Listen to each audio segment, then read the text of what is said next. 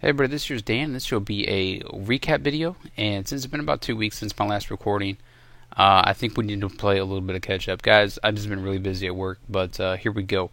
Black Forever versus Dark Avengers. That was a random matchup, and we had a little bit of a Town Hall advantage on them. They put up a really good fight, good bases, better than the last time we did an arrange war with them.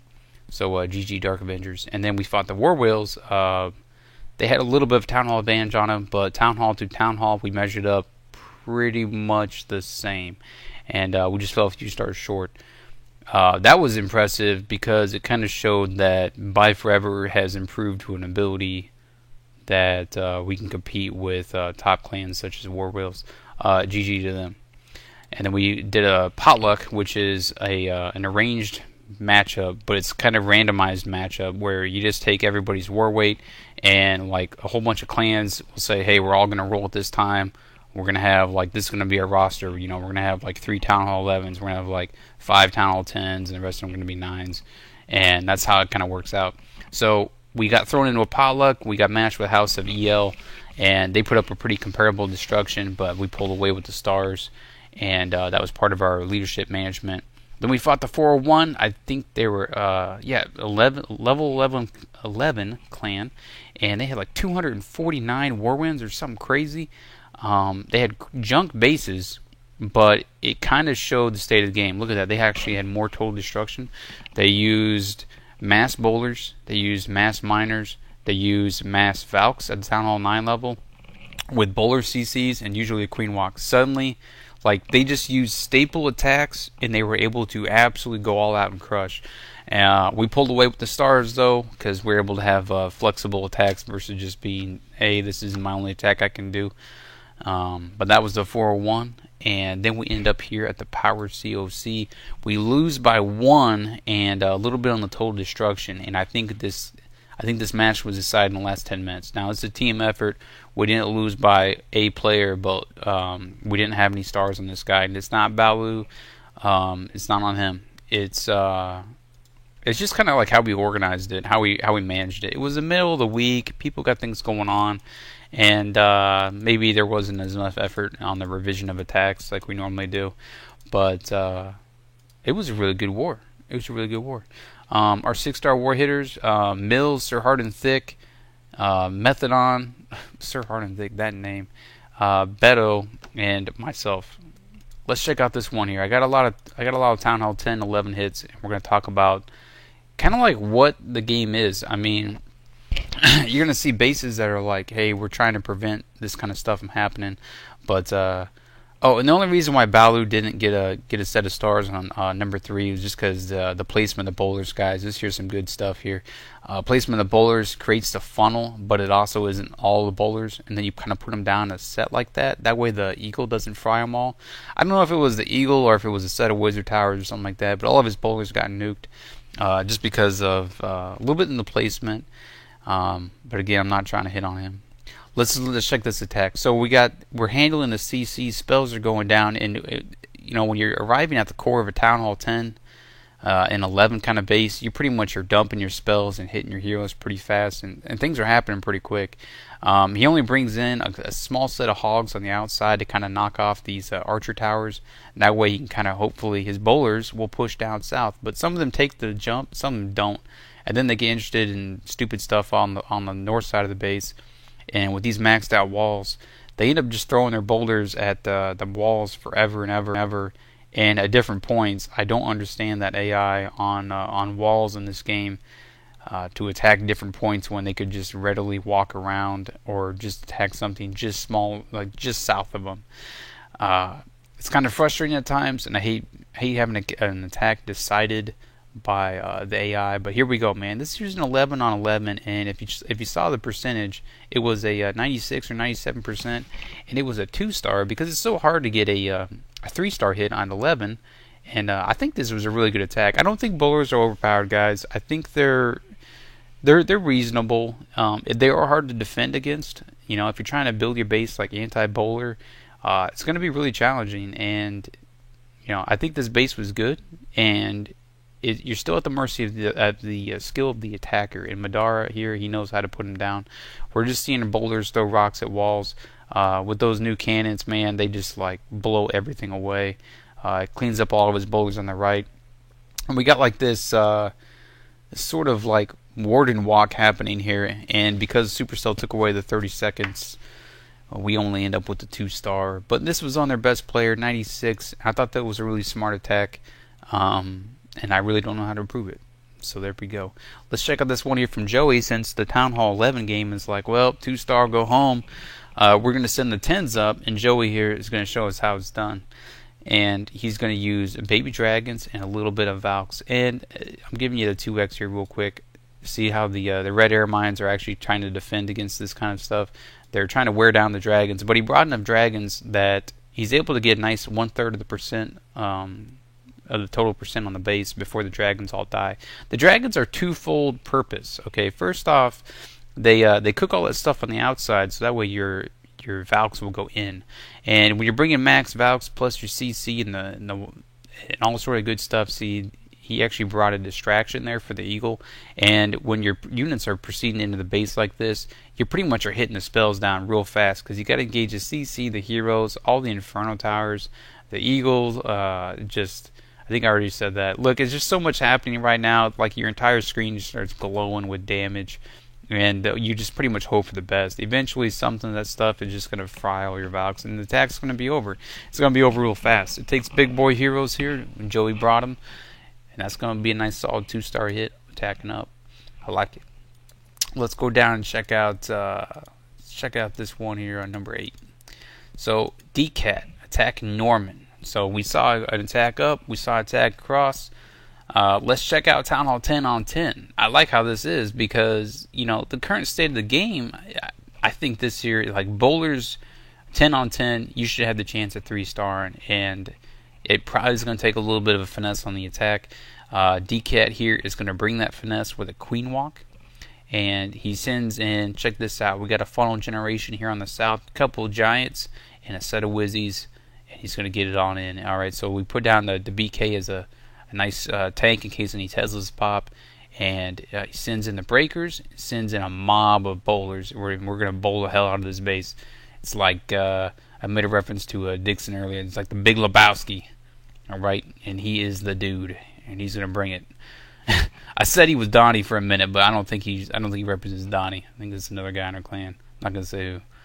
But here we go, guys. The bowlers are eating up this base. They go in the inside, and you know it's part of the state of the game, man. I think bowlers with healers on the backside are just really powerful. It's hard to wear them down, and since they're able to kind of like ricochet their balls on the boulders, I guess, on the backside, pretty much this set of bowlers and their associated healers are going to actually defeat the hell out of this base. And even though any other attack, I think any other, if you had to look at this base, man, the other 40% of this base, if you had anything other than what DCAT's using here, you're absolutely not going to 3-star. But DCAT, he's going to show you how it's done. Look at that. They just erase the air defense, and if that happens, well, there's just not enough there to wear down the bowlers, and the bowlers can knock down walls and whatever the hell's behind them. So they move through and they chuck, and then they move on. I mean, look at that gold storage about destroyed right there. They stayed in a nice mob. Splash damage is negated. Giant bombs shrugged off, and that's it, man. I think it's kind of it does seem like a spam attack, but I don't think it is. If it was this easy, we would see Town Hall 10s and 3-starring the hell out of Town Hall 10s all day, every day. I think it was the right attack, and I think it shows DCAT's skill and smart play there. You know, he had to open it up with a nice queen walk, and it led into the bowler walk, and now he got 3 stars. I think that was really cool. Check this one out here. We got one from Charlie. I'm going to show you Town Hall 10. This one's not a 3-star, but it's a nice 97, because here's a base that's anti-bowler. Now, I only know that this base is anti-bowler. I'm not a Town Hall 10 man yet, but you know, some of the videos that have been preaching this stuff, you know, HGH, B, and all this other good stuff, and how to defend against it at Town Hall 10, 11. What they'll do is they'll say, put your Inferno Towers like this. They'll say, put them in a nice little pocket by themselves. Don't have any buildings around. The bowlers are going to bowl into the Inferno with, and have a nice 2-space tile gap. Well, check this out. Charlie actually put up 2 really good hits. I think he got like a 97 or 96 on both of them. That really sucks, but he did beat the base. He just needed a little bit more time. Again, at the Town Hall 10-11 game, I think it just needs more time as far as balance is concerned. But I don't know. I'm not a dev. But check it out, guys. He brings in a Queen Walk, and he's actually able to kill the Tesla compartment, which is awesome. If you can Queen Walk down a Tesla farm, it's just so easy and efficient to do that versus use unhealed units. It really puts a lot of pressure on him. But I think this attack has like a few stages to it. He wanted his, I think he wanted his Golem to get in on that Inferno because it's a multi. Well, actually, I don't think that would help him that much. But we have a big boy queen here, and she's not going to be that phased by multi-inferno. So he's just letting her kind of get cooked for a little bit. She's not getting healed, but check this out. He gets the poison down. He gets the ability down, so she's able to break the inferno. And then also, check this out. She goes back to full with the rage, and she's able to dump off the CC. So we're looking really good here, guys. But with that jump and the fact that the other side of the funnel was broken by the BK and BK, the Wiz, and the Golem, that she will step into this queen, so she ends the queen. Now, unfortunately, right here, she picks up both the ground expos, and she's done for. I think you just need a little bit more time there, and I think the queen actually could have maybe broke a sweeper or a few other things happening here, and this attack would have even played out better than what it already is. But here we go, guys. So he's doing a nice rotational loon. Okay, sets of 2, sets of 3. At times, and he's got all this stuff mapped out, man. He's got it all planned. It's a really sweet attack, not spam at all. And he brings them on in, gets the freeze. We're getting the haste. The attack is just flowing. All right, man. It's looking awesome. There's no more wizard towers. The expos are configured down, and he is just crushing it. Now, unfortunately, right here at this end, the big boy hound is at low health, and the archer towers are hitting our loons, which the loons don't matter when you have this many. But the lava hound actually never ends up breaking, and here we are with 28 seconds or so remaining. Our big boy barbarian king is getting it done. But without that lava hound, it has like 10 health breaking before it broke. Without him breaking, we weren't able to secure the 3-star. This was a really sweet attack, and that wasn't his only one that he did. So I don't think Air is dead at Town Hall 10. I just think maybe it's asking a little bit much, at least in a 3-minute window. So maybe state of the game with the whole bowlers at 10 is, I feel like it's almost like, it's not that it's overpowered. I think that it's overused because of how limited other attacks are. How about that? I don't think it needs a nerf. I think we need other attacks tweaked. So here we go. We got Mills. He's going to bring in the Stomp, and he's bringing 46, if not more. I think he even brought him out of the CC. Oh, no, he just brought the CC Golem and a Wiz. He brought 46 miners for this base. I think this was featured on maybe a Clash with Ash. There you go, guys. You just put it down, and you go get yourself a beer, and the attack is done, all right? You know, maybe put down some spells here and there. He actually did 2 of these. He did 2 of these. One of them he barely 3-starred. Oh my god! But yeah, I just think it's funny, man. Now this here is a spam attack, but you know when you're in 11 attacking, to 10, maybe spam attack should be okay with the state of the game. I mean, as a Town Hall 9, if I was ever assigned to a Town Hall 8, you know what I'm gonna do? I'm gonna fish out the CC and then do some sort of overpowered Laloon. I'm just gonna pin a Laloon to the max. I'm gonna send the max amount of hounds in there. He's only got 3 air defenses. That's gonna be it. Alright, so guys, you see the miners just chewing up this base. You know, when they're backed by level 20 warden heroes, they eat up most of the defenses as well as buildings. So they help keep the heroes in the middle of the base. And when you got 40-40-20 going on, you get 100 hero levels in the base. They're just way too powerful. He hasn't even used his abilities yet. He's not even challenged. He's like whatever. Now he's just popping them to pop them, but he's pretty much swagged them. And there's still like, I don't know, 10 or so miners left. I don't know. If you're gonna dip, this is a pretty good attack. Alright, I think there was another few dips that I've seen where it was just Zap Quake Dragons. Because when you got level 5 dragons and stuff and expos are down, wow. But at Town Hall 9, we did not see much for dragons. So with that said, here we go, man. I got my boy here, Beto. He did both these attacks. Let's see. I think these ones are both fresh hits. Let's see. We got there we go. Fresh hits on both these. They're pretty similar. This guy truly understands Town Hall 9. I mean, Town Hall 9, I think it's frustrating. I think there's a lot of dips. I think, like I said, we got 3 or 4 dips. Beto just makes his attack look easy. And he even says easy. He's like, hey, you know, the hardest part's the funnel. I remember him saying this last night. The hardest part's the funnel. And then he's like, no, wait, that's actually easy too. So check this out. The golems, yeah, they get pulled off, but you have like this massive funnel here. And when the wizards zap all the exterior stuff there, and you send the Valks up, and with the queen wanting to chew that stuff up right straight forward, everything will pull inward. You got wizards in there. You got your queen in there. And you don't need a rage or anything. You just poison the crap out of the CC. And with the wizards and the queen, the CC's done for. It doesn't matter what was in there. And you have 4 heal spells. So they just hang around the BK. The BK is like a big boy P.E.K.K.A. I must have said that like 15 times in this recording. But there you go. He's almost like a giant P.E.K.K.A. And he's able to heal himself with his ability.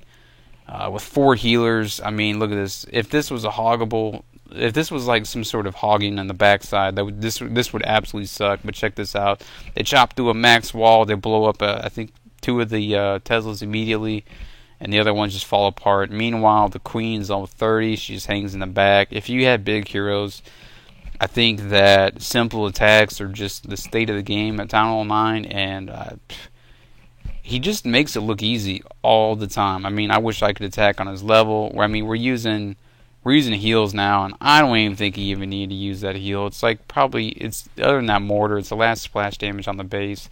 The Valks are still traveling in a huge mob. Everything is getting chopped down and killed. This is over, man. I mean, and he did the exact same thing to the guy right below him. It's crazy. It's crazy. I mean, I think that, okay, lesson to be learned. If you have a queen compartment like this attack absolutely is like fatal on the base. It will absolutely crush it. So that funnel, that initial start, that was it. Now I'm going to show this other one here from Mao. He was 30 on 30, but this here was also a first attack 3-star, and I like how this is set up. And this here is another style of doing it. If the queen compartment is like loosely protected, she doesn't have like town halls and stuff outside and bunch of storages outside to like slow down your heroes so your BK takes a ton of damage. But if your BK is able to tank a little bit for the exterior defenses and you get the queen on queen action, use your ability, she snipes the other queen, even if it's a level 30 queen, you can do this. With that said, you probably knock off an Archer Tower or Wizard Tower, which is great for Laloon, and then you just pin to the base, full up spells, man. And he's a little bit crazy for doing this, but he's been practicing. What he does is he just sends them on in. So, you know, if you get a dragon in there, well, that sucks. But you know, the little pups and the poison actually it gets the job done. Now, especially on a base like this with the expos down, you could pretty much crush it like so. I mean, we have a bunch of hounds that are not popped. Guys are moving. You don't put down all your loons right away. I like this. We got back end loons happening. So the base is going to be completely surrounded. That way our loons and all that can arrive here at different points and end up crushing it. And I like how this is going. So there you go. Gonna be 3 stars, guys. And then what's funny is the queen was pretty well protected. If you can start your Laloon just from where the queen is standing, and whatever was in the area, you know, it might be destroyed, so your queen may actually stay alive like that. So she's good for cleanup. That's it, guys. It's gonna be 3 stars. Good game to Power COC. I heard they're gonna be changing some management or whatever. But this year was a potluck war, and they put up a really good fight. Unfortunately, we couldn't capitalize on what we had, but it was a really good game. And that's it, guys. All right, this is Dan. Y'all take care.